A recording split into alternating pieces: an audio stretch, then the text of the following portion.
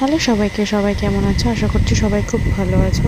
আজকে আমি অনেক দিন পর ব্লগ আপলোড দিলাম। এতদিন দিতে পারিনি কিছু পার্সোনাল প্রবলেমের জন্য আমার বাড়িতে। তো আজকে মায়ের কাছে একটি মনস্কামনা নিয়ে গেছিলাম মায়ের পুজো দিতে, মা চণ্ডীর কাছে, আমাদের বেহালার মধ্যে।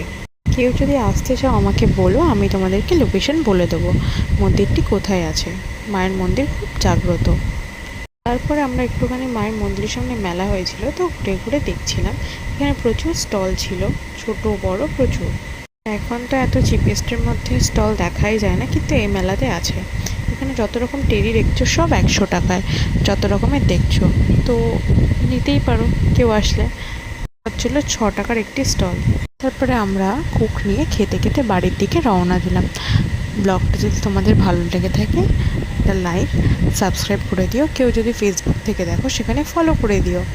সবাইকে টাটা, সুস্থ থেকো, ভালো থেকো। আবার নেক্সট ব্লগে দেখা হবে। টাটা সবাইকে, গুড নাইট।